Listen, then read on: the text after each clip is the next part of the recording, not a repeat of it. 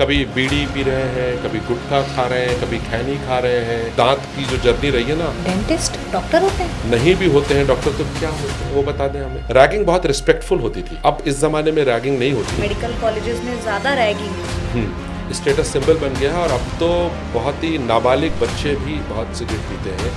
आप अपने शरीर को सिगरेट के माध्यम से अंदर ही अंदर जला रहे हैं। और अगर आपको ज़िंदगी से बिल्कुल प्यार ही नहीं है तो अस्पताल क्यों जाए, पड़ जाए। मुंह भी समा जब 32 दांत थे। पहले के लोग दांतों में क्या करते हैं? किसी को सड़सड़ाहट होती है, किसी को थरथराहट होती है। कोई मरता नहीं किसी से जुदा होकर, वक्त सबको जीना सिखा देता है। कोई भी डॉक्टर अपने मरीज का बुरा इलाज नहीं करता। दांत उखाड़ दिए तो कोविड के बाद भी इनको अकल नहीं आई है। अन्न अक्षर औषधि है सबसे बड़ी उपलब्धि। अगर आपको एक दिन के लिए हेल्थ मिनिस्टर बना दिया जाए तो आप क्या करेंगे? उस दिन पूरे हिंदुस्तान में आदमी जहां भी होगा। नमस्कार, मैं शिवप्रिया सिंह आप सभी का स्वागत करती हूँ वाइब्रेंट कनेक्शन में। हमारा आज का ये टॉपिक हेल्थ से रिलेटेड है। हमारे आज की शो में हम बात करने वाले हैं ओरल हेल्थ के बारे में। हम सभी अपनी दिन की शुरुआत करते हैं किस चीज़ से? ब्रश करके। हमारा जो फोकस होता है सबसे पहला वो हमारे दांतों पर होता है। तो हमारा आज का भी ये जो शो है ये हमारे ओरल हेल्थ से जुड़ा हुआ है और इस विषय पर चर्चा करने के लिए हमारे साथ स्टूडियो में मौजूद हैं डॉक्टर सुमित दुबे जी। आपका बहुत बहुत स्वागत है। बहुत बहुत शुक्रिया आपका, बहुत बहुत शुक्रिया। और दांतों के ऊपर लोग अक्सर ज़्यादा ध्यान नहीं देते, लेकिन हकीकत तो यही है कि हम जब सुबह उठते हैं तो सबसे पहले ब्रश करते हैं। कुछ लोग नहीं करते वो अलग बात है, लेकिन नॉर्मली यही होता है।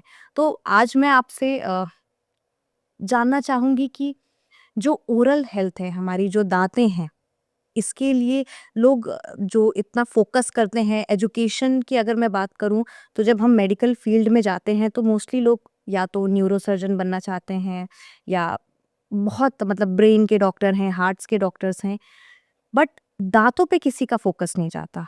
तो जैसे कि आप एक बहुत ही सीनियर डेंटल सर्जन हैं और इस फील्ड से जुड़े हुए हैं, तो मैं ये जानना चाहती हूँ कि आपका इंटरेस्ट इसमें कैसे आया और आपकी जर्नी कैसे रही?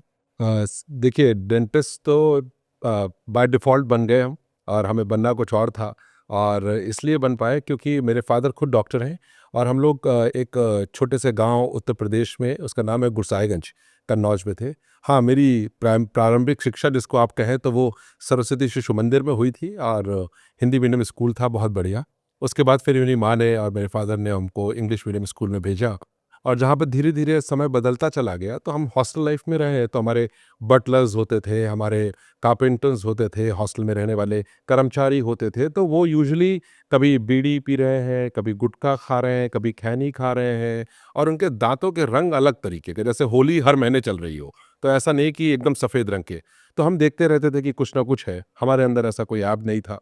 और उसके बाद फिर मैं अपने मदर के साथ मिलता था, तो मदर कभी मीटिंग्स में है, कभी से कोई मिल रहे हैं, तो कहा, "हाँ, भाई साहब कैसे हैं आप? अब बात कर रहे हैं, कुछ खा रहे हैं और खुद निकाल दे रहे हैं।"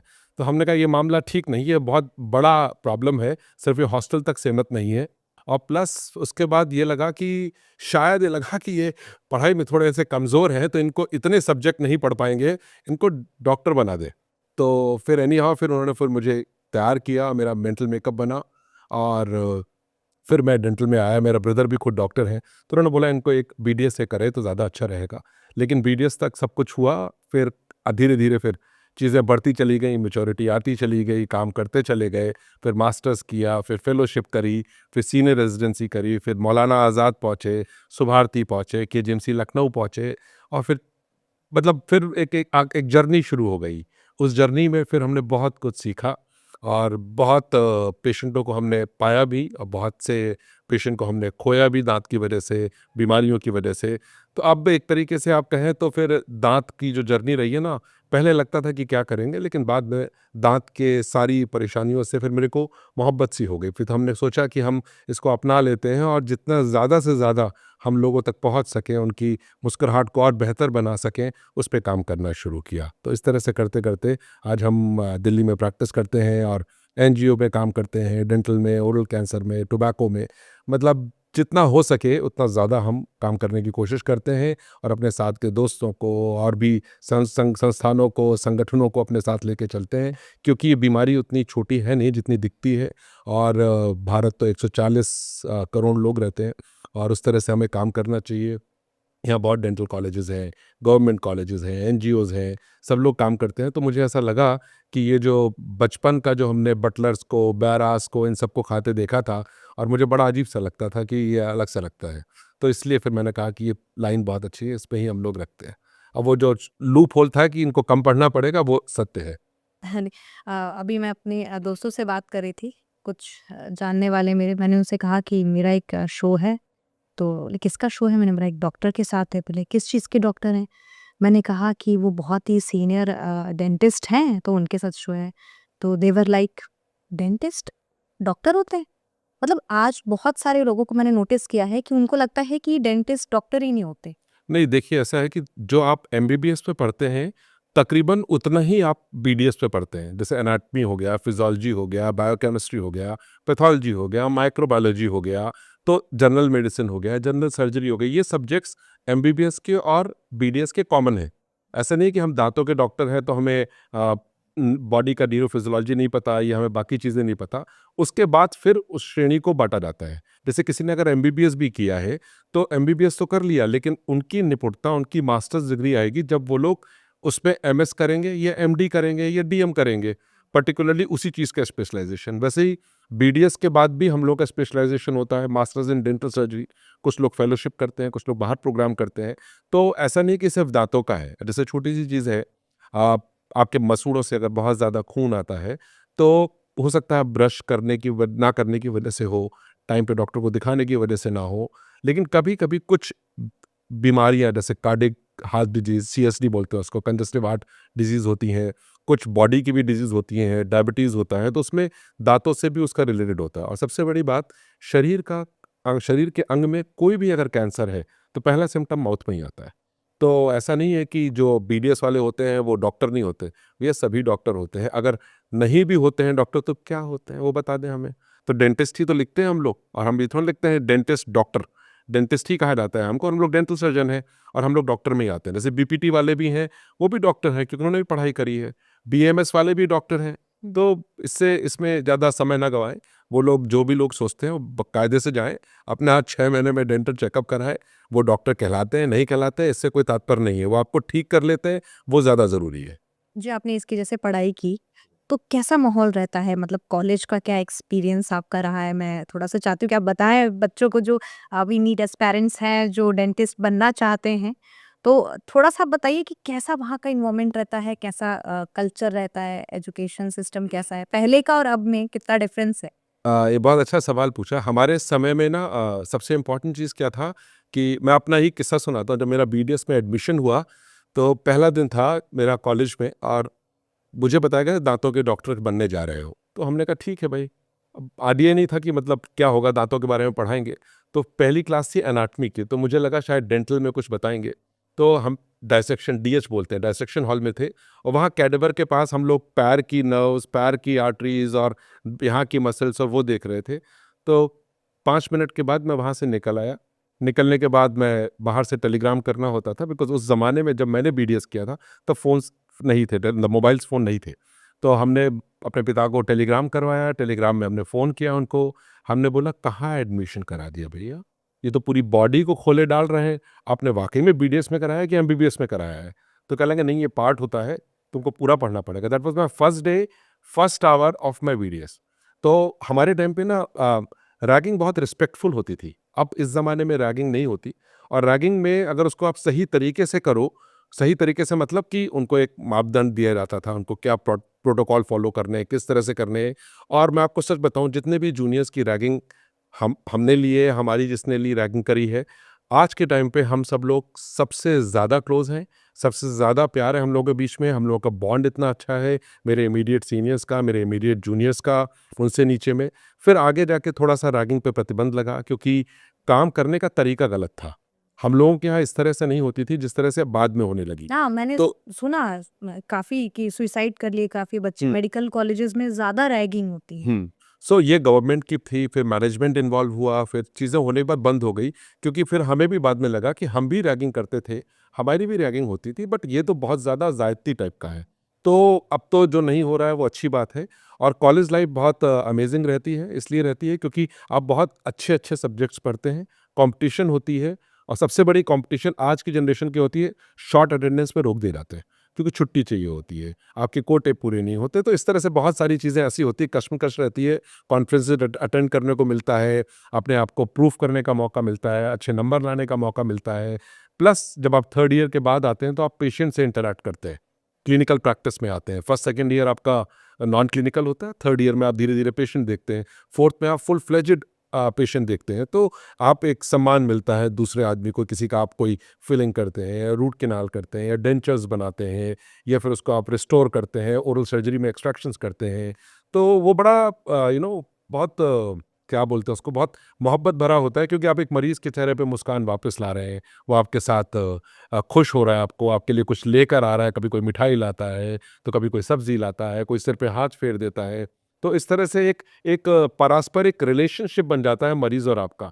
तो ये बीइंग इन बीडीएस और बीइंग इन एमबीबीएस, तो वो ट्रेनिंग भी ज़रूरी है, क्योंकि आपको ह्यूमैनिटेरियन ग्राउंड्स पे ही आगे जाके काम करना होता है, और आपके अंदर जितनी ज़्यादा ह्यूमिलिटी रहेगी, उतना ज़्यादा आप प्रोग्रेस करेंगे। ओके। हुँ।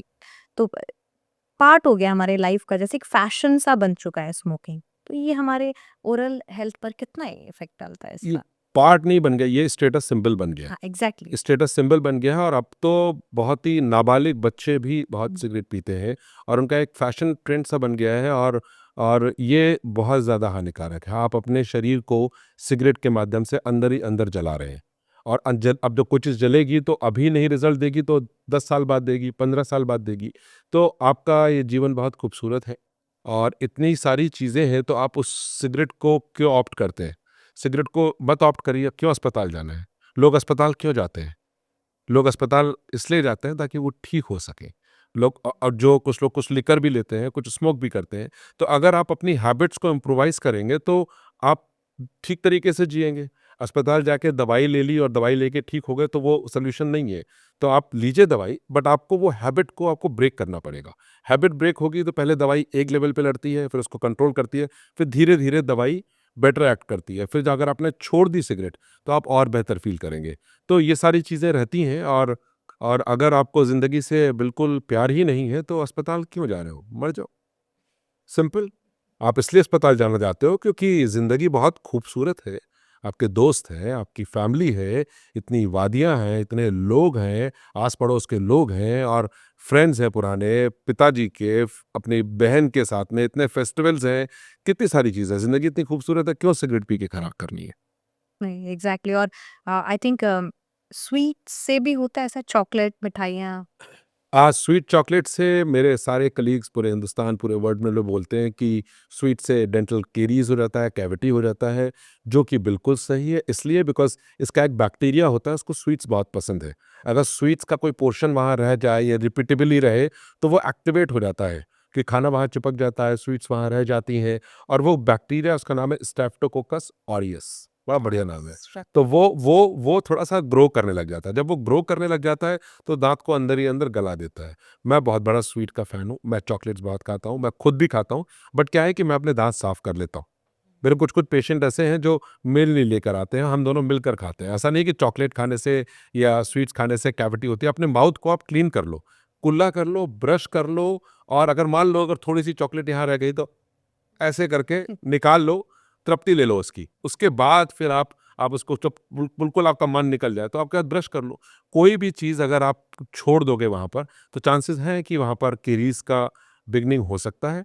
अगर वहाँ पर अपने एरिया को अगर आप क्लीन करेंगे, तो वो एरिया अगर क्लीन रहेगा, तो वहाँ पर वो कैविटी डेवलप नहीं होगी। जैसे आपके मोहल्ले में कूड़ा पड़ता है, तो कूड़ा अगर रोज़ उठेगा, रोज़ आप वहाँ से निकलोगे, कूड़ा रोज़ उठेगा, तो बदबू आएगी लेकिन कम आएगी। लेकिन अगर कूड़ा 5-7 दिन, 10 दिन तक लगातार वहाँ रखा रहे, उसके बाद उसको हटाएँगे, तो बदबू ज़्यादा आएगी। तो सिमिलरली, तो कूड़ा इसलिए क्योंकि वो समाज का एक स्थान है जहाँ पे रखा जाता है, और पूरा समाज वहाँ रहता है। वैसे ही मुँह भी समाज है, 32 दाँत है भाई, ये भी पूरी एक फैमिली है। और आज के टाइम पे दिल्ली में शायद ही कोई होगा कोई जिसके यहाँ पर 32 लोग एक ही घर में रह रहे हों। तो या तो 32 है, ध्यान रखो यार सबका, ब्रश करो प्रॉपर तरीके से और कुल्ला करो, टाइमली 6 महीने में एक बार डेंटिस्ट को दिखाओ तो आप ठीक रहोगे। नहीं, अभी आपने जैसे टूथपेस्ट की बात करी, हुँ। तो मैं चाहती हूँ कि आप थोड़ा डिफरेंस बताएं। जो पहले के लोग दातून किया करते थे, हुँ। नीम की लकड़ी से, आम की लकड़ी से और अलग अलग लकड़ियों से, और आजकल जो टूथपेस्ट मार्केट में आ गए हैं उनमें क्या डिफरेंस है और आपके हिसाब से बेस्ट क्या है, मतलब हमें क्या यूज करना चाहिए? देखिए दातून ये सारी चीज़ें पहले और अब में कोई फ़र्क नहीं, आज भी लोग करते हैं। इसलिए करते हैं क्योंकि हम लोगों के यहाँ पर अवेयरनेस का बहुत बड़ा प्रॉब्लम है। हम लोगों के यहाँ पर ज़्यादा से ज़्यादा, चाहे गवर्नमेंट का हो, चाहे सेमी गवर्नमेंट का हो, ज़्यादा से ज़्यादा पैसा हमारा जो खर्च होता है वो होता है डेटा में। एक्चुअल ग्राउंड वर्क इतना नहीं होता है, इतने डिटेक्शन चीज़ें नहीं होती हैं, इतनी अवेयरनेस नहीं होती, वहाँ तक उसको लेके जाते नहीं है। क्या है कि दातून को छोड़ना थोड़ा मुश्किल होता है क्योंकि दातून को कोई घिसता नहीं है, उसको दबा के रखते हैं और चबाते रहते हैं। तो एक तरीका होता है उसको करने का, वैसे ही ब्रश को करने का तरीका होता है। अब पेस्ट में जैसे किसी को सेंसिटिविटी हो रही है, जैसे किसी मदर को सेंसिटिविटी हुई, वो डेंटिस्ट को दिखाया। डेंटिस्ट को दिखाने के बाद वो घर आ गए, घर में मंजन आ गया, वो सेंसिटिविटी वाला। तो घर में जब मंजन वो आ गया तो सभी लोग उस मंजन को करने लग जाते हैं। तो हर इंसान का अलग अलग मसूड़ा है। तो किसी को ब्लीडिंग गम्स है, किसी को ठंडा गर्म लगता है, किसी को सिर्फ ठंडा लगता है, किसी को पानी पीने से लगता है, किसी को हवा से लगता है, किसी को सड़सड़ाहट होती है, किसी को थरथराहट होती है। मतलब वो परिणीति चोपड़ा वाला नहीं, ये दूसरा वाला है। तो क्या है कि उसमें आपको अपने डॉक्टर से, अपने डेंटिस्ट से सलाह लेनी चाहिए, उनको बताना चाहिए कि मुझे ये फ़ील हो रहा है, तो आपके अकॉर्डिंगली ही वो आपको टूथपेस्ट बताएँगे, आपको ब्रश बताएँगे। ब्रश भी बहुत तरीके के होते हैं। कुछ लोगों को विज़डम टूथ, आखिरी दाँत बोलते हैं, उसको अक्कल दाढ़ कहते हैं। अक्कल दाढ़ में आपका कभी-कभी ब्रश ही नहीं पहुँचता। ब्रश नहीं पहुँचता तो उसमें कैविटी लग जाती है, जब सफाई नहीं होगी तो कैविटी लगेगी। तो थोड़ा-सा उसके लिए अलग ब्रशेज़ आते हैं, राउंड ब्रशेज़ यूज़ करिए, तरीके से करिए, धीमे-धीमे करिए। कौन ब्रश कर रहा है? हम खुद कर रहे हैं। किसके माउथ में कर रहे हैं? अपने मुँह में कर रहे हैं। किसको फ़ायदा होगा? हमको फ़ायदा होगा। तो थोड़ा 2 मिनट समय निकाल लीजिए तसल्ली से एकांत में और करिए और मुस्कुराइए। तो इस तरह से बहुत आसान है करना, लेकिन अपने को समय देना ज़रूरी है। तो अगर आप रखेंगे तो टूथपेस्ट भी लोगों के लिए अलग-अलग होते हैं। ऐसा नहीं बड़ों के लिए अलग और बच्चों के लिए अलग। बच्चों का तो फ्लोराइड वाला होता ही है। बट जो आप 15 साल, 18 साल के ऊपर चले जाते हैं, तब अपने गम्स के अकॉर्डिंग लिखिए। अगर आपके गम्स बिल्कुल ठीक हैं, बिल्कुल हेल्दी हैं, तो जो साधारण जो टूथपेस्ट मिलते हैं, वो आप ले सकते हैं। आप ऐड के माध्यम से मत जाइए, वो तो एक प्रमोशन का वो है। आपका आपके लिए ऐड और आपके लिए 1 पॉइंट सोर्स आपका डेंटिस्ट है। आप अपने डेंटिस्ट से मिलिए, वो आपको बताएँगे कि क्या करना है। अभी मार्केट में एक माउथ फ्रेशनिंग भी आ गया है, लिक्विड्स, हुँ। तो उसका क्या रोल है? नहीं, माउथ फ्रेशनिंग ये है कि आपको टेस्ट कुछ लोगों को नॉर्मल नहीं पसंद आता, किसी को स्ट्रॉबेरी पसंद आता, किसी को वनीला पसंद आता, किसी को कुछ और पसंद आता। अब आइसक्रीम खोलिए तो कोई बोलेगा मुझे बटरस्कॉच नहीं खानी, तो वैसे ही अब क्योंकि ये फ्लेवर्ड है, मार्केटिंग स्ट्रैटेजी है। कि मतलब आप उसको मुँह में लेकर वॉश करिए और आपका हाँ, सारा बिल्कुल कर बैक्टीरिया मर जाएगा। मरता कोई नहीं है, कोई मरता नहीं किसी से जुदा होके वक़्त, कोई मरता 99.9% नहीं किसी से जुदा होकर, वक़्त सबको जीना सिखा देता है। तो ऐसा बैक्टीरिया मरते नहीं है, रोकथाम हो सकती है, आपकी हाइजीन बेहतर हो सकती है। अगर आपको किसी चीज़ से बाहर निकलना है तो वो आपको निकालने वाला सिर्फ़ आपका डेंटिस्ट है। उसी के पास जाना ज़रूरी है। मतलब ये सब हम मार्केटिंग स्ट्रैटेजीज में हमें नहीं नहीं पड़ना फंसना चाहिए, और चाहिए। हमें मतलब टाइम टू टाइम अपने दांतों की सफाई करनी चाहिए और हर 6 महीने पर अपने डेंटिस्ट से कंसल्ट कल करना चाहिए। बिल्कुल। मैं चाहती हूँ कि थोड़ा-सा आप इस पर बताएँ कि माउथ कैंसर के बारे में हमने जैसे बातचीत की, तो मैं चाहती हूँ कि आप हमारे दर्शकों को भी बताएँ कि माउथ कैंसर का कैसा ट्रीटमेंट है इंडिया में? क्या स्थिति है? कितने पेशेंट्स हैं और उनके ऊपर गवर्नमेंट क्या काम कर रही है? क्या माउथ कैंसर के ऊपर कोई हॉस्पिटल्स अवेलेबल हैं इंडिया में, या लोगों के अंदर अवेयरनेस है इस चीज़ को लेकर? देखिए, माउथ कैंसर जो है वो तरीके के होते हैं। सबसे पहले इसको आप विभाजित करिए, डिवाइड करिए। कुछ कैंसर होते हैं, कैंसर में प्री कैंसरस स्टेज, एक होती है कैंसरस। तो जब भी कोई कैंसर होता है वो पहले हमेशा प्री में तो ज़रूरी आएगा। जैसे कोई फुटबॉल का हुआ या क्रिकेट का हो तो फाइनल नहीं होता। पहले लीग मैच होते हैं, फिर क्वार्टर फाइनल होता है, फिर सेमीफाइनल होता है। तो सिमिलरली आप उसको इस तरह से लीजिए, पहले प्री कैंसरस होगा कि सबसे पहले सिम्पटम क्या आया। तो मैं आपको बताऊं, हिंदुस्तान में तो खैर अवेयरनेस बहुत ज़्यादा डाउन है। बहुत सारे स्टेट्स में मैं आजकल बहुत ज़्यादा लिंक्डइन पे भी डालता हूं उसके बारे में, स्टडीज़ चल रही हैं, उस पर काम कर रहे हैं। और टू बी वेरी ऑनेस्ट, हमारे हिंदुस्तान में कैंसर डेडिकेटेड हॉस्पिटल एक भी नहीं है। ओरल कैंसर डेडिकेटेड हॉस्पिटल एक भी नहीं है। इंडिया में not a single oral cancer dedicated hospital, क्योंकि ओरल कैंसर अगर होता है ना तो मल्टी डिसिप्लिनरी अप्रोच चाहिए होती है।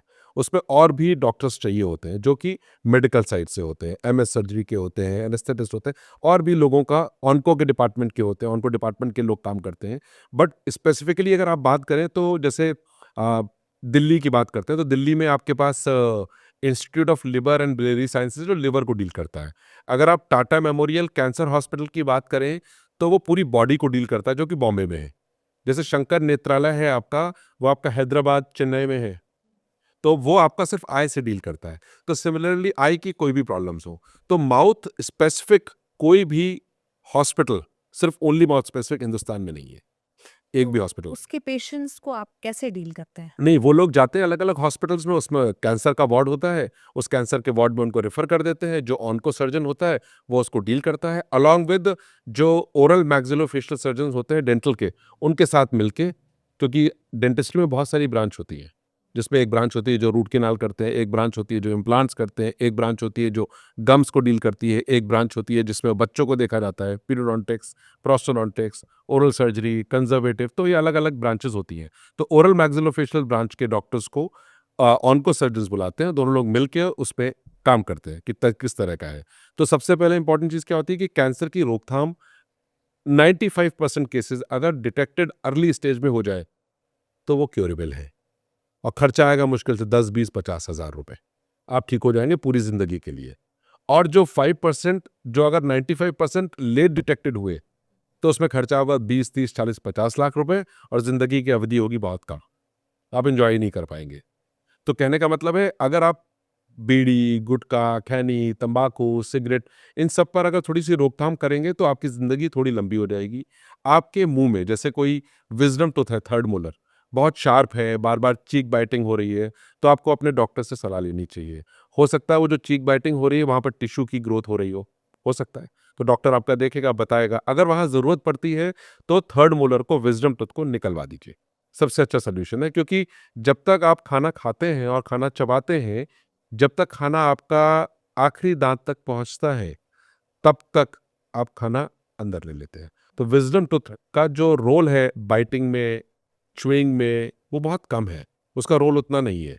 हाँ, अगर आपका दांत सीधा आया है तो फिर उसको निकलवाने की ज़रूरत नहीं है। आपको चीक बाइटिंग हो रही है, बार बार अल्सरेशन हो रहा है, बार बार आप दवाई ले रहे हैं और आपके गाल कट रहे हैं, तो विजडम टूथ का एक एक्सरे होता है, एक्सरे कराइए, अपने डॉक्टर से मिलिए और विजडम टूथ को निकलवा लीजिए।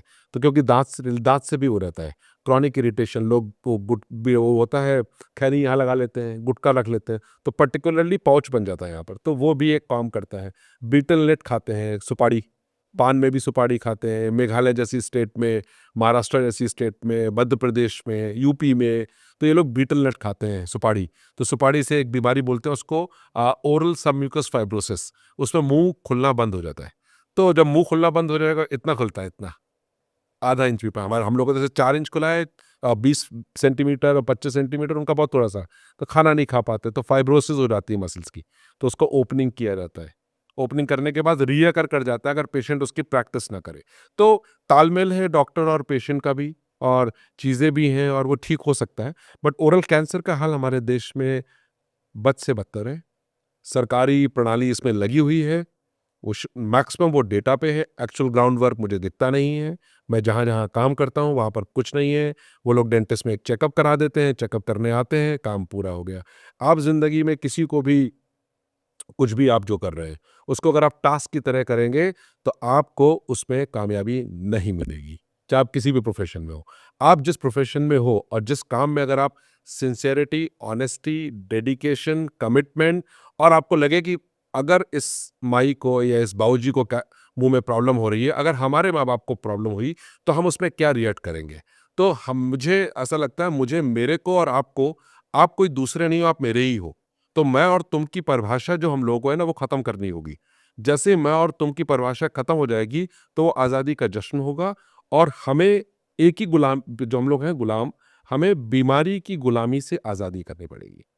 हम गुलाम अभी भी हैं, हम बीमारी से गुलाम हैं, क्योंकि कोई ना कोई बीमार है, कुछ ना कुछ चल रहा है, तो लाइफ़स्टाइल से बड़ा डिपेंडेंट हो जाता है, बहुत ज़रूरी। तो हमें ये सारी चीज़ें बहुत सब सेंट्रली कनेक्टेड है। जैसे हमारी बॉडी में आपने ब्लड टेस्ट कराया, ब्लड टेस्ट में हमारा ये बढ़ा है, ये घटा है, आता है। जैसे हम लोग डेंटल में डेंटल इम्प्लांट्स कराते हैं तो ब्लड टेस्टिंग कराते हैं। तो बॉडी का एक मापदंड है कि ये पैरामीटर्स इतने ही होने चाहिए, इससे कम हुआ तो प्रॉब्लम है, इससे ज़्यादा हुआ तो प्रॉब्लम है। तो हम किसी के साथ भी खेल सकते हैं, बट हमें अपने शरीर के साथ नहीं खेल सकते, क्योंकि शरीर आपको जवाब देगा और एक दिन ज़रूर देगा। जितनी आप उसकी इज्जत कर सकते हैं, जितना आप उसको पूछ सकते हैं, उतनी आपकी गाड़ी लंबी चलेगी। ऐसा तो मेरा ये मानना है। माउथ कैंसर कैसे, मतलब अ, किस कारण से ये होता है माउथ कैंसर, और हमें इनिशियल स्टेज पे कैसे पता चलेगा कि हमें माउथ कैंसर है? हाँ, बिल्कुल, क्योंकि क्या होता है उसमें जो मसूड़ा होता है, गाल होता है, होंठ होता है, तो उसमें जो म्यूकोज़ा होता है जिसको स्किन बोलते हैं, वो स्किन के कलर चेंजेस होने लग जाते हैं।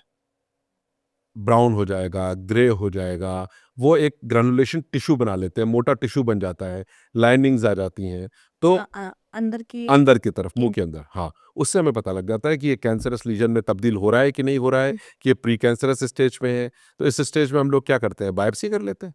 बायोप्सी करके देख लेते हैं कि हो रहा है कि नहीं हो रहा है। उसमें हिस्ट्री लेते हैं मरीज़ की, कोई इसमें से कोई इसको ऐब तो नहीं है, कोई खा तो नहीं रहा है। मतलब मैं आपको यहाँ तक बताऊँगा, कुछ लोग सौंफ और अजवाइन लेके रख लेते हैं।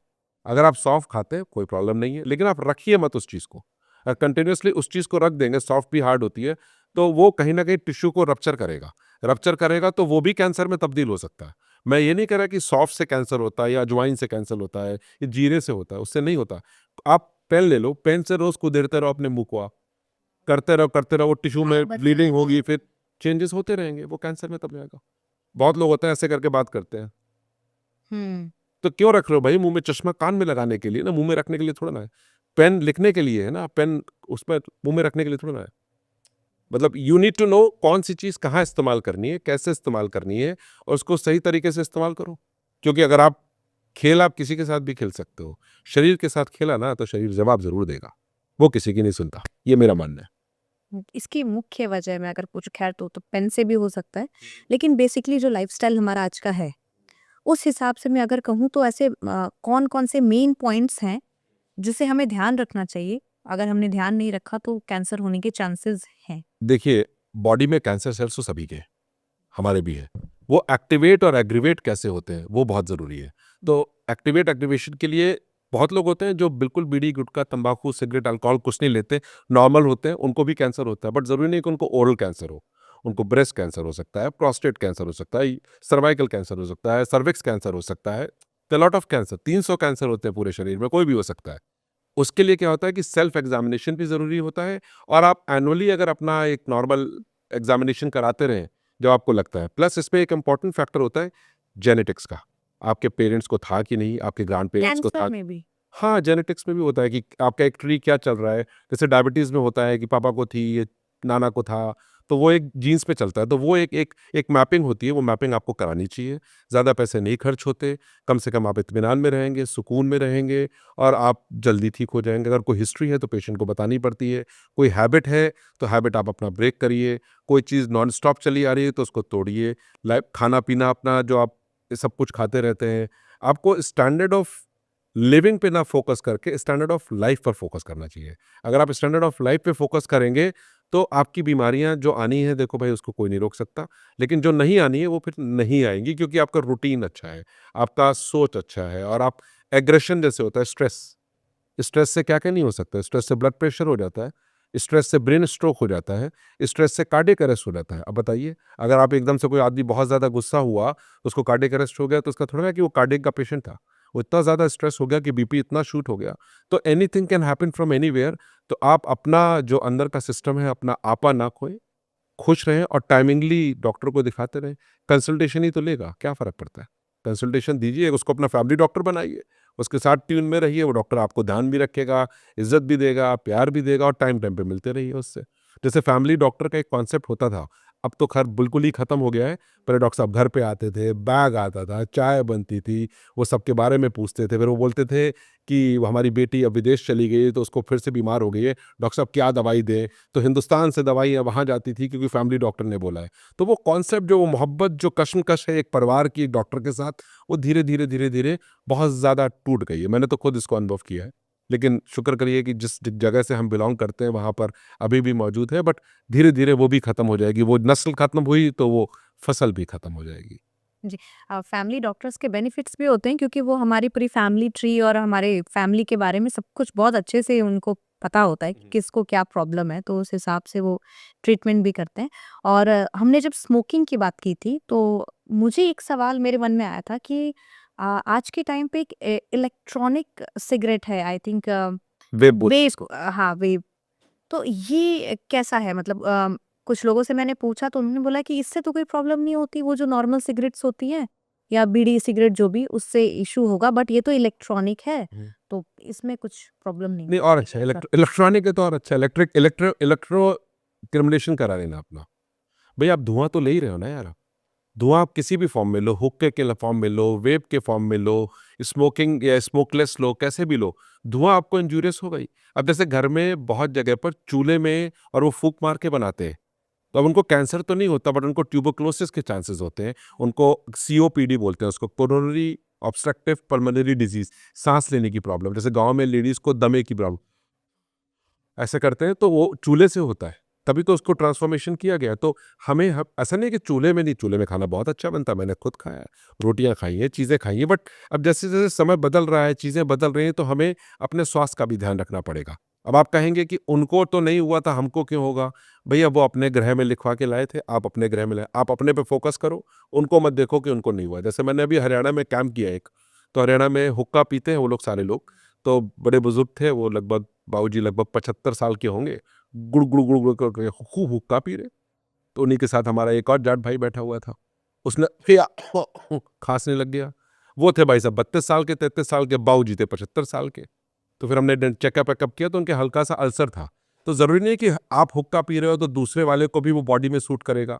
जो बाबूजी हैं 75 साल के, जो आज का ज़माना चल रहा है, उन्होंने खाया असली दूध, असली मक्खन, असली मलाई, एक रूटीन फॉलो किया है, एक पैटर्न्स फॉलो किया है, और उन्होंने उनकी जो परवरिश हुई है, उनके शरीर की परवरिश जो हुई है, जो उन्होंने अपने शरीर को सींचा है, भले वो हुक्का पीते हो, उनको इतना इफेक्टिव नहीं होगा। आपकी लाइफस्टाइल अलग है, आप अपनी बीमारी को दूसरे की बीमारी से, अपने इलाज को दूसरे के इलाज से कभी कंपेयर मत करो। आप एक अलग आइडेंटिटी हो, आपका शरीर एक अलग आइडेंटिटी है, आपका रिस्पॉन्स एक अलग है। जैसे रूट कैनाल कराया, और पिछली बार कराया था बहुत दर्द हुआ था, वो डॉक्टर बहुत वो है, अरे कोई डॉक्टर वो नहीं, आपके दांत में इन्फेक्शन रहा होगा।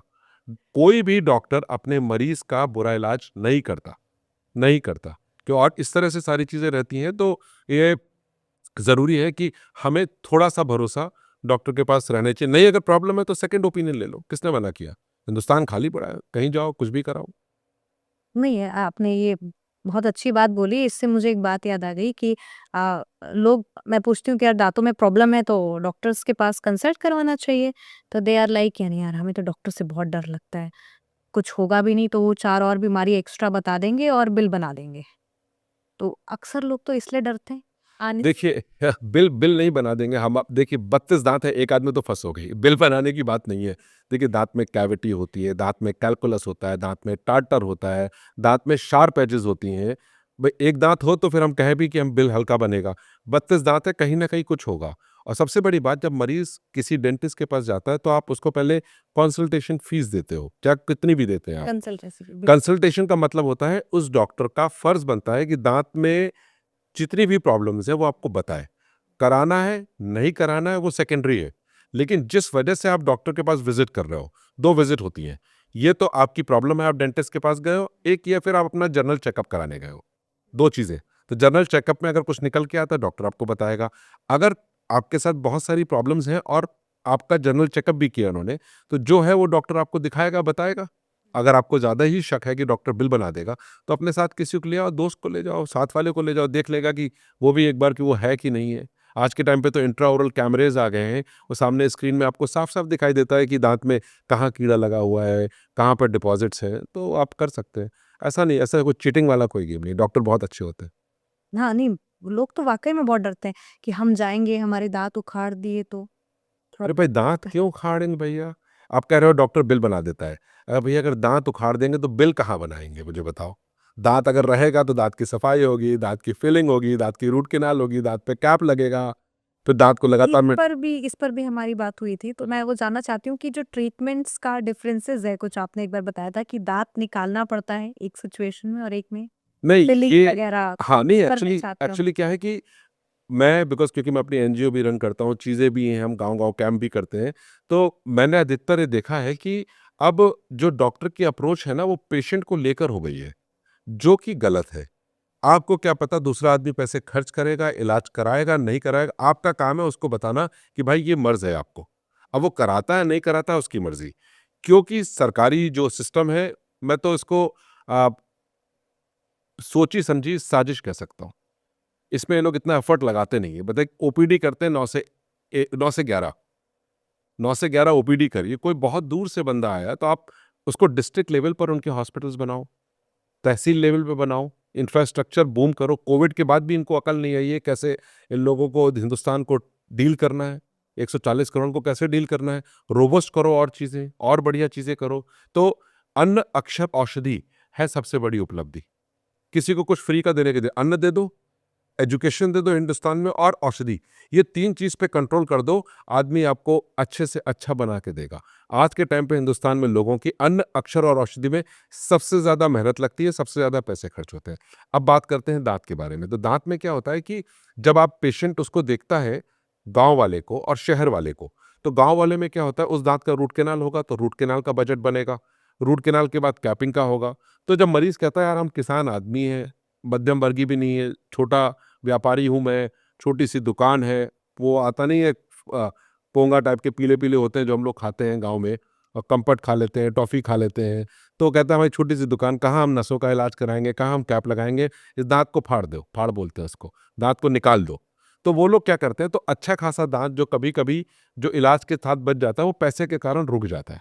और शहरों में हम लोग जब तक बहुत इन्फेक्टेड ना हो, जब तक बहुत खराब ना हो, अगर हम किसी को कहें निकालने को तो वो सेकंड ओपिनियन लेते हैं या फिर जो डॉक्टर कहता है उसकी बात मान लेते हैं। तो कहने का मतलब है थोड़ा-सा डिफरेंशिएशन ज़्यादा हो गया है और गाँव और शहरों में इसलिए क्योंकि गाँव वाला पेमेंट नहीं कर सकता, चीज़ें करा नहीं सकता तो उसको अल्टरनेटिव दे दिया जाता है कि दाँत निकलवा लो, अगर वो पैसे नहीं दे पाता। तो मुझे ऐसा लगता है कि सरकार को कुछ रूरल बेल्ट में रूरल पॉपुलेशंस के लिए उनको रिहैबिलिटेशन का ही बनाओ कि ताकि उनका दाँत मजबूत रहे। डेंचर पहनना तो बहुत आसान है, प्लेट लगाना आसान है, लेकिन जब तक आपके असली दाँत रहेंगे तब तक आपको अपनापन-सा लगेगा और आपको खाने-पीने में बाद जब आपकी उम्र 55, 60, 65 हो जाएगी तो आपके लिए बहुत बेहतर रहेगा। तो ये एक है बिल्कुल सही कहा आपने, बिल्कुल है कि छोटे गरीब वर्ग में गाँव के लेवल पर और शहर के लेवल पे ट्रीटमेंट का डिफ़रेंस है और वो रखना पड़ता है बिकॉज़ गाँव को हम सब लोग सरकार भी और सब लोग यही सोच के चलते हैं, इनको प्रिवेंटिव हेल्थ केयर दो, इनको एडवांस हेल्थ केयर मत दो। तो मेरे हिसाब से ओपिनियन ये है कि एक तो इंश्योरेंस सेक्टर को थोड़ा-सा टाइट होना पड़ेगा हिंदुस्तान में, स्टेक होल्डर्स को थोड़ा इस पे वर्क करना पड़ेगा। जैसे आप लोग हार्ट डिज़ीज़ को लेते हो, न्यूरोलॉजिकल डिज़ीज़ को लेते हो और डिसेबिलिटी को लेते हो और काफ़ी चीज़ों को, वैसे ही इनको माउथ को भी उस पर्टिकुलर लेवल पर लेके चलना पड़ेगा। जी, आजकल जैसे ना सेंसिटिविटी के लिए मैंने बहुत सुना है। कई बार मुझे भी हो जाती है प्रॉब्लम। तो सेंसिटिविटी का जो इश्यू है, मैं चाहती हूँ कि आप थोड़ा इस पर बताएँ कि ये सेंसिटिविटी क्या है, क्यों होती है और कैसे ठीक कर सकते हैं हम या कैसे इस चीज़ को मैनेज कर सकते तो जो ठंडा-गरम है ना, ठंडा-गरम जो लगता है जिसको सेंसिटिविटी आप कहते हैं, वो 2 तरीके से हो सकती है।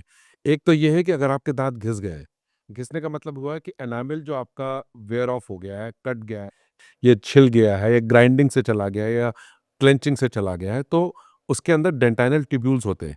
जब एनामेल के बाद डेंटिन आता है, डेंटिन के बाद पल्प आता है। तो जब आपका एनामेल चला गया है, घिस गया है, निकल गया है, तो ट्यूब्यूल्स के थ्रू वो सेंसिटिविटी कर जाता है। कभी-कभी मसूड़ा नीचे चला जाता है गम लाइन से, तो जब मसूड़ा नीचे चला जाएगा गम लाइन से, तो सेंसिटिविटी कॉज़ करता है। तो इस दौरान में डॉक्टर आपको सेंसिटिव टूथपेस्ट देता है, डिसेंसिटाइज़र अप्लाई करने को बोलता है। कुछ केस में जहाँ सेंसिटिविटी बहुत ज़्यादा हो रही है, उसमें इंटेंशनल रूट कैनाल करके कैप लगा दी जाती है। तो ये 3-4 ट्रीटमेंट्स होते हैं और उसमें आपको ध्यान रखना पड़ेगा कि आप उस चीज़ को फ़ॉलो करें। और सबसे अच्छा सॉल्यूशन और भी है, अगर आपको पता है कि मीठे से या ठंडे से या एकदम से उससे सेंसिटिविटी होती है, तो आप उस चीज़ का उसकी सेवा ग्रहण ही मत करो, उसको आप लो ही मत। क्यों उस सेल्स को एग्रीवेट करना है जो सेंसिटिविटी कॉज़ करे। कुछ लोगों को एयर से भी हो जाता है। कई पेशेंट्स हमारे यहाँ पे चेयर पे होते हैं, कभी कोई पंखा चल रहा होता है, कहते हैं हवा लग रही है दाँत में। तो वो एक बहुत ज़रूरी है कि डिसेंसिटाइज़ेशन अपना कराएँ और उसमें अपना फ्लोराइड जो उसपे एप्लीकेशन है वो करवाएँ और उसका ट्रीटमेंट लें। अच्छा, तो वो ये सब करवाने के बाद वो ठीक हो जाता है। सेंसिटिव हाँ, ठीक हो और फिर एक रेगुलर वेज में 2 महीने के लिए, 3 महीने के लिए अलग-अलग पेस्ट आते हैं, वो यूज़ करें। लेवल ऑफ सिवियरिटी कितना है। भाई अप्रॉक्सिमेट इसका क्या चार्ज होते हैं नॉर्मल मार्केट में, क्या इस प्राइस होता है? नहीं, प्राइस वेरी करते हैं। जो नया बंदा होगा वो एक्स अमाउंट लेगा, जो 5, 10, 15 साल एक्सपीरियंस है वो अलग अमाउंट लेगा। आप किस लेवल पर किस लोगों को दिखा रहे हैं, हम्म। चार्जेस वैसे ही डिसाइड किए जाते हैं। ऐसा नहीं है कि चार्जेस, हर डॉक्टर की अपनी फीस है। किसी की परामर्श 2,500 है, किसी की परामर्श 100 रुपए है। तो वो तो डिपेंड करता है कि आप कहाँ पर हैं, क्या ले रहे हैं, किस तरह से ले रहे हैं। बट हाँ, ये ज़रूर है कि इसमें आपको लगातार दिखाते रहना पड़ता है। 3 महीने बाद इम्प्रूवमेंट हो रहा है कि नहीं हो रहा है, ये ज़्यादा बढ़ रहा है, आप खाना नहीं खा पा रहे हैं, आपके दाँत में दर्द भी होने लगा है, तो that needs to be taken care of. मतलब you need to be on a regular visit to a dentist every 3 to 6 months to evaluate what is happening on your tooth. ये बहुत ज़रूरी है। और कुछ केसेस हमने ऐसे देखे हैं कि काफी बड़े होने के बाद भी अक्कल के दाढ़ आते रहते हैं, तो ऐसा क्यों होता है? कई लोग डर जाते हैं कि अभी भी आ रहे हैं, 20 साल के हो गए, 25 साल के हो गए, फिर भी आ रही है। नहीं, अकल दाढ़ यूजुअली 18 साल तक आ जाते हैं, लेकिन 18 से 22-23 तक आते रहते हैं। आते रहते हैं, मूड करता है उनका, आ जाओ, निकल लें भैया, खाली पड़े हैं, खा लिए निकल। अकल दाढ़ सही जगह पर, पोजीशन पर नहीं आ पाती है क्योंकि उनका जॉ का साइज़ छोटा होता है। उसको उतनी स्पेस ही नहीं मिल पाती कि जो सही जगह पर आ पाए। उसके बहुत सारे रीज़न होते हैं, तो माउथ छोटा हो या फिर जो उनके दूध के दाँत हो वो सही टाइम पे ना निकले हों। तो वो दाँत क्राउडिंग हो जाती है ना, टेढ़े-मेढ़े दाँत निकलते हैं, तो उसमें विज़डम टूथ सबसे ज़्यादा सफ़र करता है। बाकी दाँत तो आप तार लगवा के, ब्रेसेस करवा के, अलाइनर्स लगवा के अपने आप को खूबसूरत बना सकते हो, बट सफ़र अकल दाढ़ करता है। तो ये हमें बहुत ज़रूरी है कि अकल दाढ़ को थोड़ा सीरियसली लें, और इसलिए सीरियसली लें क्योंकि वो एक बड़ी बीमारी का रूप भी ले सकता है। और अगर नहीं भी लेता है तो क्यों अपने चीक बाइटिंग करवानी है, क्यों एन्जॉय नहीं करना? बढ़िया खाना खाइए, अच्छी तरह खाना खाइए और खूब रहिए। क्यों आप कॉशियसली कि मैं ये नहीं खा पा रहा हूँ, मैं वो नहीं क्यों खा पा रहा हूँ? आप सब खाइए, लेकिन अगर वो दाँत दिक्कत दे रहा है तो उसको निकलवाना ही अनिवार्य है। कभी-कभी डेंटल डॉक्टर उसको थोड़ा ट्रिम कर देता है, कभी लेज़र से उसको रिमूव कर देता है टिश्यू को, बट वो 3-4 महीने के लिए, 6 महीने के लिए ठीक रहता है, लेकिन उसके बाद वो रीअकर कर जाता है। तो जब आपको पता है रीअकर कर रहा है, बार-बार रीअकर कर रहा है, तो फिर उसको रखना ही क्यों है? That's my question answer. नहीं, मेरे साथ भी ऐसे ही सीन था। मेरे चिक बाइट हो रहे थे, हुँ।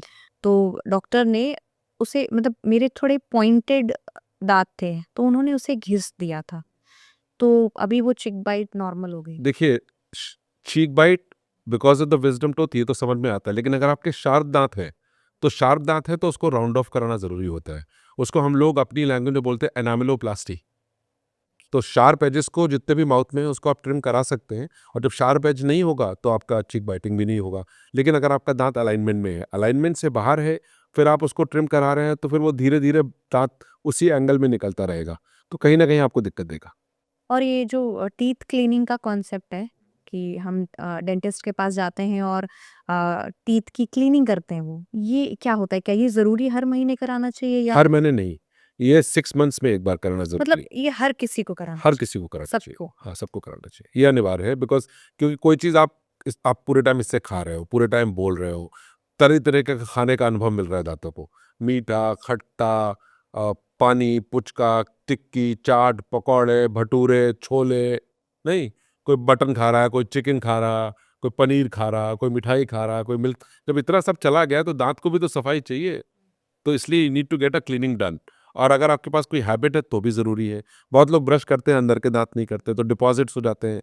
तो एक पीरियोडिक रिकॉल ये है। स्पेशली अगर मैं नीचे के दांत की बात करूँ, हुँ, तो नीचे के दांत के पीछे अंदर का बिल्कुल। एरिया हमेशा ब्राउन ही रहता है। हाँ, उसको क्लीन करना ज़रूरी है। जिनके दाँत टेढ़े-मेढ़े होते हैं, उनमें ज़्यादा ब्राउन के चांसेज़ है क्योंकि वो अलाइनमेंट में नहीं है, तो पहले ब्रेसेस लगवा के उसको दाँत को ठीक करवाइए, उसके बाद अपने दाँत की क्लीनिंग करवाइए। अंदर के दाँत साफ़ कर, ये ज़्यादती क्यों करनी कि सामने-सामने फ्रंट ऑफिस साफ़ कर लिया, अंदर का गंदा रखा। चमाचम रहो ना अच्छी तरह ना। अपने ही दाँत है ना, खूबसूरत कौन लगेगा? खुद लगेंगे। मुस्कुराहट किसकी अच्छी लगेगी? खुद की अच्छी लगेगी।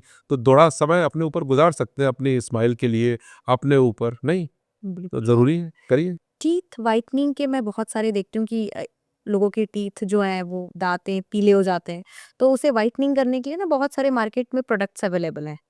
तो वो कितने सही हैं कि हम डेंटिस्ट के पास नहीं जा रहे हैं और हम वो प्रोडक्ट यूज़ कर रहे हैं अपने टीथ वाइटनिंग के लिए? देखिए, कुछ चीज़ों में ज़िंदगी में उसको बोलते हैं डीआईवाई, डू इट योरसेल्फ, वो ज़रूरी है। जैसे आपको घर में अपने कील लगानी है, तो आप कारपेंटर को मत बुलाइए, अपनी कील खुद लगाइए। कारपेंटर आएगा 10, 20, 50 रुपए ले जाएगा, वो मैं समझता हूँ। मैं समझता हूँ कि अगर आपका टॉयलेट गंदा है तो टॉयलेट अपना क्लीन कर लिया, मत बुलाइए किसी वेबसाइट वाले को कि वो आपका आके टॉयलेट क्लीन करे, समझता हूँ मैं। पंखा गंदा हो गया तो एक स्टूल लगाइए, पंखा साफ कर लीजिए। मैं समझता हूँ कि डू इट योरसेल्फ में ज़रूरी है। कुछ लोग बच्चों को भी डू इट योरसेल्फ में कुछ प्रोग्राम्स देते हैं, बट अगर आप हेल्थ केयर में भी डू इट योरसेल्फ करें कि आप बाहर से प्रोडक्ट खरीद के अपने माउथ पे लगाएं, आपसे ब्रश हो नहीं रहा, दिन में 2 बार कुल्ला हो नहीं रहा है, सुबह शाम आप पेस्ट कर नहीं रहे हो, रात को कुल्ला करके सो नहीं रहे हो, चीज़ें आप ना करो और बाहर से मटेरियल लाके अपने मुंह में लगा के, तो भैया काहे नहीं, ग्रेजुएशन कर लो, बीडीएस डॉक्टरी कर लो, खुद ही घर में एक छोटी सी क्लिनिक खोल लो। अगर आपको ऑनलाइन प्रोडक्ट लेकर ही अपने दांत सफ़ेद करने हैं, देखो भाई दिखावे पे मत जाओ। सबसे बेस्ट पता है क्या है, अपने डेंटिस्ट से सलाह लो, डेंटिस्ट ले लेगा। ऑनलाइन जाके भी तो थोड़े पैसे खर्च करोगे, कहाँ ले जाओगे इतने पैसे? आप अपना इलाज कराइए, अपने डॉक्टर को दिखाइए, ताकि आपका कम से कितना क्वांटिटी लगाना है, कितने देर तक के लिए लगाना है, वो डॉक्टर ही बताएगा। मान लीजिए कभी किसी प्रोडक्ट से आपको एलर्जिक रिएक्शन हो गया, तब फिर क्या करेंगे आप? डॉक्टर को तो पता नहीं कौन सा प्रोडक्ट आपने लगाया है। तो ऐसा नहीं है कि ऑनलाइन प्रोडक्ट्स की मैं कोई बुराई कर रहा हूँ, ऑनलाइन प्रोडक्ट्स खरीद के हम भी लगाएं, लेकिन आप सुपरविजन में लगाएं। कल को पेसमेकर मिल रहा है ऑनलाइन, तो आप पेसमेकर खुद लगा लोगे क्या कि ताऊ जी आओ बैठो, हार्ट खोलो, पेसमेकर लगा लो? थोड़ा समझो, थोड़ा सा इसको लाइटली लेके चलो। ऐसे नहीं होता कि आप ऑनलाइन जाओ, ऑनलाइन लेके अपने आप ही करना शुरू कर दिया। My God! नहीं, नहीं, बिल्कुल, ये बात सही है और मुझे हँसी आ रही है नहीं, नहीं, हँसने वाली बात है।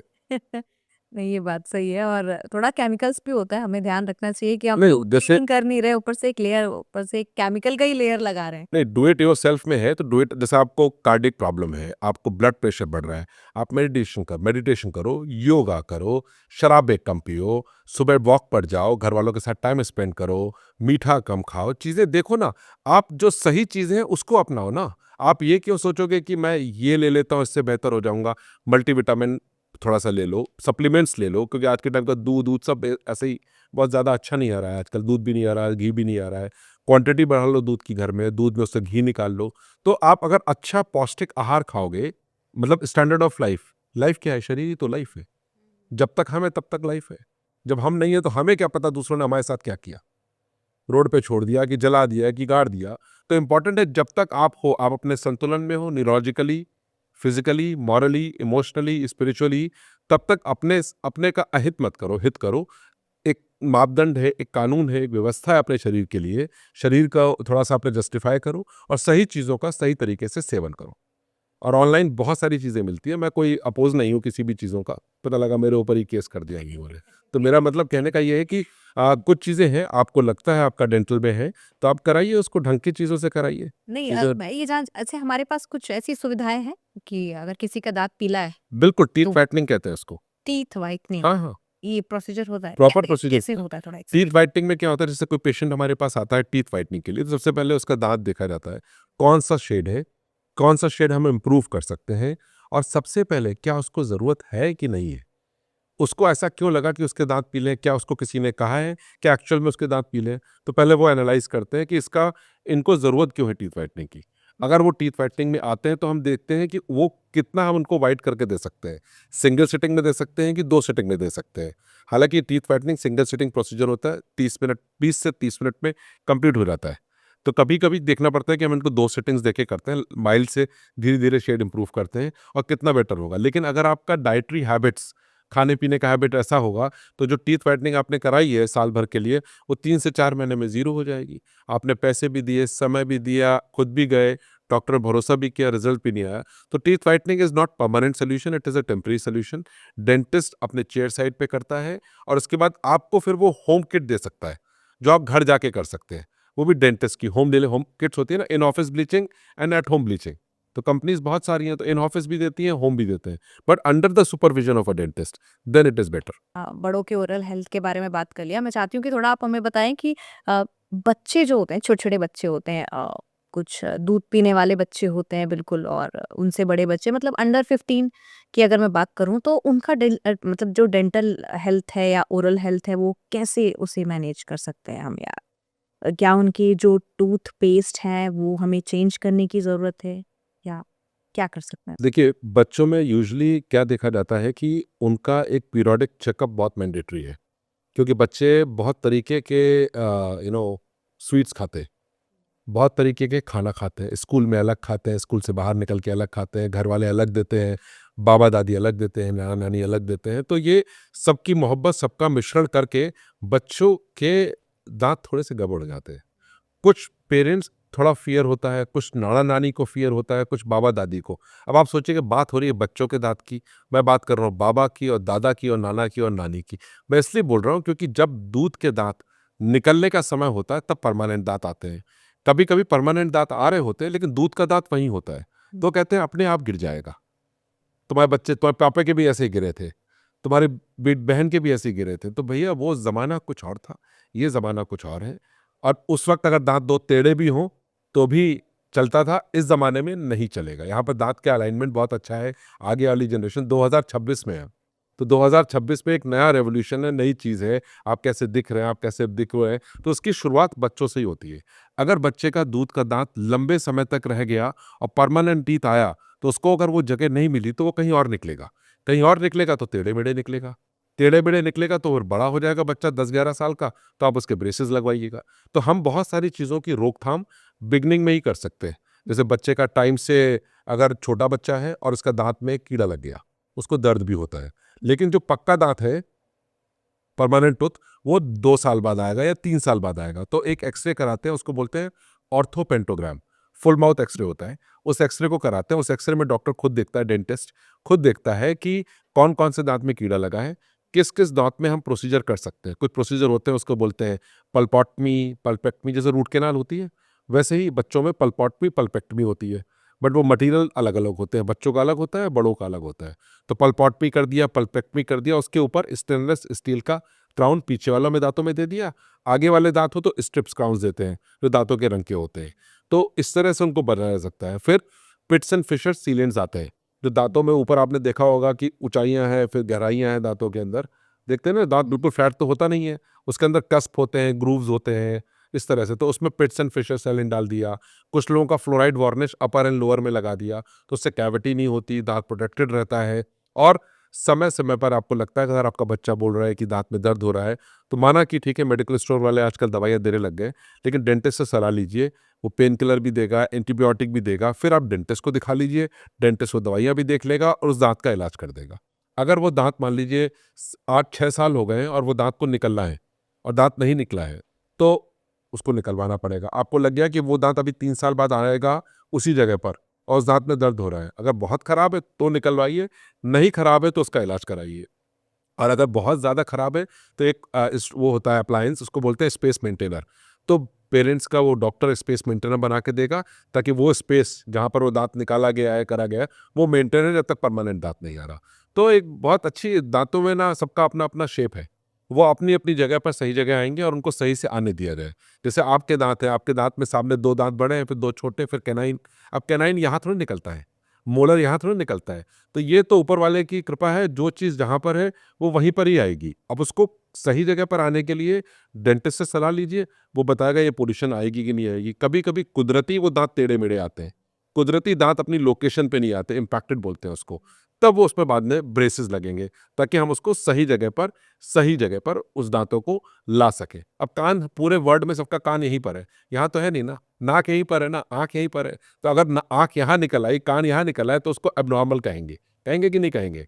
तो सिमिलरली इसको भी हम लोग दांतों में भी, दांत की जो पोजीशन है वो वहीं पर होनी चाहिए। डेंटिस्ट आपको बताएगा और डेंटिस्ट को बताने के बाद आपके लिए बहुत आसान हो जाएगा समझना कि हमें आगे का स्टेप क्या लेना है। आपने ब्रेसेस की बात कही, तो आजकल टूथ अलाइनर्स आ गए हैं, ट्रांसपेरेंट कैप जी, जैसे। जी। तो कहते हैं कि ब्रेसेस में खाने अटक जाते हैं या उससे इन्फेक्शन होता है। तो दोनों में डिफरेंस क्या है, ब्रेसेस में और टूथ सी अलाइनर्स जो हो आजकल मार्केट में ट्रांसपेरेंट्स आ रहे ट्रांसपेरेंट अलायंस। हैं? देखिए, ब्रेस दांत अगर टेढ़े-मेढ़े होते हैं, उसमें 2 ट्रीटमेंट ऑप्शंस हैं। ये तो आप ब्रेसेस लगवाइए या आप अलाइनर लगवाइए, राइट? अगर बहुत ज़्यादा क्राउडिंग है, मतलब बहुत टेढ़े-मेढ़े हैं, पोजीशन बहुत वो है, डीप बाइट है, बहुत प्रॉब्लम्स हैं, तो डॉक्टर बताएगा प्रॉब्लम क्या है। तो कभी-कभी हम लोग पहले ब्रेसेस लगाते हैं, उसके कुछ बाद रिफाइनमेंट के लिए हम लोग अलाइनर्स देते हैं। अगर बहुत माइनर करेक्शन है कि 2 दांतों के बीच में गैप है, ये थोड़ा-सा टेढ़ा है, उस केस में अलाइनर। अलाइनर कंप्यूटराइज्ड है और ब्रेसेस मैनुअल है। मैनुअल की अपनी एक लिमिटेशन है, अलाइनर्स की अपनी एक लिमिटेशंस है। तो कभी-कभी हम दोनों केसेस को कंबाइन कर देते हैं, क्लब कर देते हैं, जिसमें ब्रेसेस भी लग जाते हैं और अलाइनर्स भी लग जाते हैं।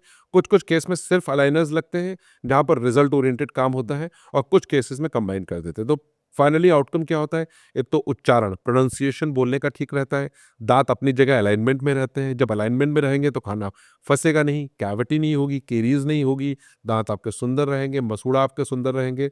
तो दोनों ट्रीटमेंट ऑप्शंस होते हैं, बट मैनुअल में आप एक लिमिट तक कर सकते हैं, वैसे ही आप अलाइनर्स में भी एक लिमिट में कर सकते हैं। बट मैनुअल थोड़ा-सा वाइड है, तो उसको आप मॉडिफाई भी बहुत ज़्यादा कर सकते हैं, और अलाइनर्स में आप एक लिमिटेड ही कर सकते हैं। मतलब आप सोचें कि बिल्कुल कॉम्प्लेक्स केस है तो वो इसमें हो जाएगा, तो नहीं होगा।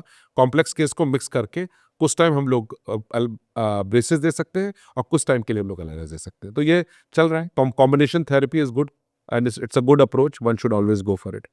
नहीं, आपने जो बातें बताई और आपसे जो मेरी बातें हो रही थी, तो आपने हसना फाउंडेशन के बारे में हमारी जो चर्चा हुई थी, मैं चाहती हूँ कि आप हमारे दर्शकों को भी बताएँ अपना हसना फाउंडेशन के बारे में, और क्या कुछ है उसमें, और आप जो काम कर रहे हैं, मैं चाहती हूँ कि हमारी जनता भी जाने।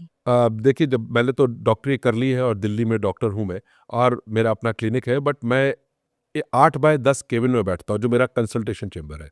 तो मुझे ऐसा लगा कि जब मेरी परवरिश हुई, सब कुछ हुआ, और इतने बड़े मैदान, इतना बड़ा सब कुछ था, और एंड में आते-आते जब हम लोग यहाँ तक पहुँचे हैं, तो क्या मैं 8 बाय 10 केबिन वाली सोच है मेरी? क्या मैं 8 बाय 10 केबिन में बैठने के लिए आया हूँ? क्या मैं सिर्फ़ पैसे कमाने के लिए आया हूँ? क्या मैं सिर्फ़ दिन में सिर्फ़ 3, 5, 8, 10 मरीज़ देखने के लिए आया हूँ? तो मुझे बहुत सारे सवाल मतलब मन में निचोड़े, फिर मैंने सोचा ये चीज़ गलत है। और हमारा पर्पस क्या हुआ लाइफ का? लाइफ का पर्पस ये हुआ, डेफ़िनेटली अपनी फैमिली को देखो, फ्रेंड्स को देखो, अपने माँ-बाप को देखो, अपने रिश्तेदारों को देखो, बट हमारा भी एक दायित्व बनता है देश के लिए, लोगों के लिए। और आप अगर आपके पास सब कुछ है, तो जिसके पास कुछ नहीं है उसको देने का अधिकार, कि उस तक वो चीज़ पहुँचाई जाए। आपका मेन पर्पस क्या है यहाँ पर आने का? पर्पस ये है कि आप कुछ क्रिएट करो, कुछ बिल्ड करो, कुछ रीबिल्ड करो, कुछ अपने एनर्जी से, कुछ अपने एजुकेशन से, कुछ अपनी एक्सपर्टीज़ से, कुछ अपने हुनर से, कुछ अपने मतलब जो आपका एक्सपीरियंस रहा है, तो वहाँ तक वो पहुँचना चाहिए। तो मुझे ऐसा लगा, तो मैं और मेरे लाइक माइंडेड लोग थे, कुछ मेरे अच्छे मित्र थे, हम लोगों ने मिलके हसना फाउंडेशन बनाई। और हसना फाउंडेशन का हम लोग रूरल डेंटल कैंप्स करते हैं, जिसमें हम टोबैको सेसेशन प्रोग्राम्स करते हैं, school dental health program, village dental health program, oral cancer detection, oral cancer awareness, और diet and nutrition, mental health. तो ये सब काफ़ी चीज़ें हैं, जिसमें डोनेट अ मील भी है, जिसमें आपका वुमेन सैनिटेशन पे भी काम है, न्यूट्रिशन पे भी है। तो हम लोगों ने इस तरह से गाँव पे काम करना शुरू किया। इसी बहाने बहुत जगह जाने को मिला, बहुत कास्ट, क्रीड, कल्चर, लोगों से, रिलीजन से सीखने को मिला, ताकि हम लोग गाँव-गाँव तक पहुँच सकें, जितना कर सकें। मैं नहीं कह रहा कि 500 करोड़ या 100 करोड़ या 10 करोड़ लोगों के लिए काम कर रहा है।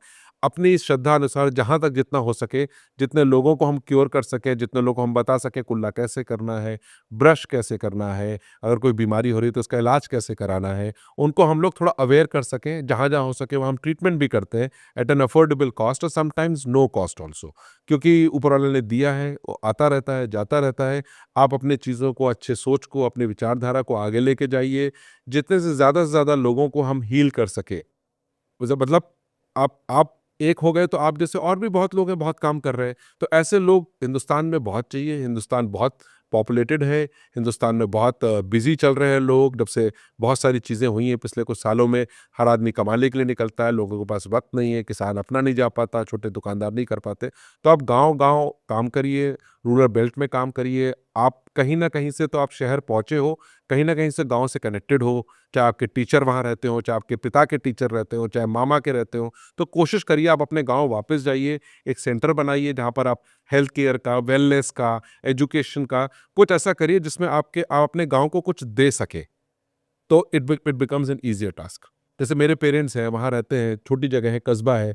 हमने बहुत बार बोला दिल्ली आओ, दिल्ली रहो, बड़े भाई ने मेरे बोला, और इलाज के लिए ज़रूर बुला लेते हैं, लेकिन वो लोग वहीं रहते हैं। इसलिए वहाँ रहते हैं क्योंकि ज़िंदगी उन्होंने वहाँ गुज़ारी, और सब लोग वहाँ उन लोगों को जानते हैं, सब उनसे प्यार करते हैं, वो सब लोगों से प्यार करते हैं, एक-दूसरे के लिए खड़े। अगर हमारे पास आएँगे तो हमारी लाइफ़ सुबह 9 बजे शुरू होती है, रात को 9 बजे। तो पेरेंट्स को आपने एक 32 मंजिल इमारत पे उठा के ब्लॉक कर दिया, शाम को माँ-बाप 1-2 घंटे टहल लिए, तो उनकी सोशल लाइफ़ खत्म हो जाती है। तो हमें देख के चलना पड़ता है कि कब किस सिचुएशन में काम करना है। जैसे हम अपने माँ-बाप के लिए सोचते हैं, वैसे हम आप सबके लिए सोचते हैं कि आपको अपनी सोशल प्रेज़ेंस बहुत ज़रूरी है। रोज़ मिले लोग, कोई चाचा प्रणाम, भैया नमस्ते। तो ये जो मोहब्बत है, जो कशमकश है, वो जब तक ज़िंदा है तब तक मेंटेन रहनी चाहिए। जी। आपने इतनी दुनिया देखी है, आपने इतना ट्रैवल किया है, तो मैं जानना चाहती हूँ कि आपको कौन-सी जगह मतलब बहुत अच्छी लगी है, बहुत अट्रैक्टिव लगी हो? मैं सबसे फ़ेवरेट जगह तो सच मानिए तो मेरी कोई नहीं है। इसलिए नहीं कोई फ़ेवरेट क्योंकि है ही नहीं। मैं अपने दोस्तों से मिल लूँ, मैं अपने लोगों से मिल लूँ, हम वहाँ बैठ के बातें कर लें, कुछ शेयर कर लें या कुछ घंटों टाइम बिता लें, तो जिस जगह मैं अपने लोगों से मिलता हूँ ना, मेरी वही फ़ेवरेट जगह है। जहाँ आप अपने लोगों के साथ बैठें, अपने साथ बैठें, चाहे वो पहाड़ हो, चाहे घर हो, चाहे वो चाय की दुकान हो, जब तक आप अपने लोगों के साथ हैं, वही फ़ेवरेट प्लेस है। तो मेरे लिए हर जगह स्विट्ज़रलैंड है, हर जगह मेरे लिए बॉम्बे है, हर जगह मेरे लिए जम्मू कश्मीर है और चेन्नई है, तो मुझे कोई दिक्कत नहीं है। तो मेरे लिए सबसे फ़ेवरेट प्लेस वही है जहाँ मैं अपने लोगों के साथ हूँ। जी, एक सवाल है मेरे मन में जी। कि अगर आपको 1 दिन के लिए हेल्थ मिनिस्टर बना दिया जाए, तो आप क्या करेंगे? एक दिन के लिए मुझे हेल्थ मिनिस्टर बना दिया गया, तो उस दिन पूरे हिंदुस्तान में आदमी जहाँ भी होगा, उसका उस दिन का इलाज पूरा फ्री। My God! वो जाए, जो भी चल रहा हो, जो भी बिल हो उस दिन का, उस पर्टिकुलर डेट का, everything. If I become a health minister just for a day, at least I can do whatever it is possible. I can not change the मतलब पूरा की पॉलिसी चेंज नहीं कर सकता हूँ, क्योंकि मैंने अगर कुछ चेंज भी कर दिया, अगले दिन आके उसको कोई हटा देगा। तो उस दिन का एटलीस्ट फाइनेंशियल मैं एक दिन में, और एक दिन में को बहुत बड़ा बिजनेस है हिंदुस्तान में, तो हिंदुस्तान को मुझे ऐसा लगता है कि हेल्थ पे काम होना चाहिए, जो मुझे लगता है। और हेल्थ मिनिस्टर अगर मैं एक दिन के लिए बनता हूँ, तो भैया मैं फाइनेंसेस ज़ीरो कर दूँगा पूरा मुल्क में, क्योंकि किसान किस तरह से फसल उगा रहा है, लोग कैसे काम कर रहे हैं, कैसे पोस्टमास्टर काम कर रहा है, कैसे विद्यापक गाँव-गाँव शहरों में काम कर रहे हैं, कैसे व्यापारी काम कर रहे हैं, कैसे उद्योगपति काम कर रहे हैं। हर आदमी जिस लेवल पर है ना, वो कुछ ना कुछ मेहनत कर रहा है।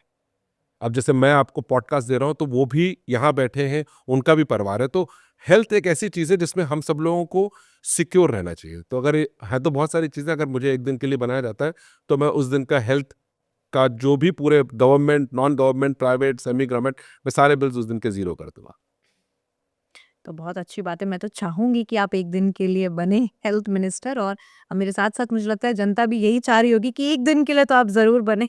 बाकी सच में आपसे बात करके बहुत अच्छा लगा सर, और मुझे उम्मीद है कि बहुत सारे जो मिसकॉन्सेप्शंस हैं लोगों के, वो क्लियर हो गए होंगे, और मेरी भी काफ़ी कुछ क्लियर हो गए। तो मैं रिक्वेस्ट सबसे यही करना चाहूँगी कि जो आपके बैड हैबिट्स हैं, एटलीस्ट देखिए, अब मिठाइयों से तो हम बच नहीं सकते, इंडिया में रहते हैं, लेकिन हमारे जो कुछ बैड हैबिट्स हैं, उन्हें हमें क्विट करना चाहिए, और एटलीस्ट ट्वाइस अ डे हमें ब्रश तो करना चाहिए, बिल्कुल भी। तो सच में आपका बहुत-बहुत धन्यवाद सर, थैंक यू सो हमारे शो में आए। थैंक आप सभी का बहुत-बहुत धन्यवाद।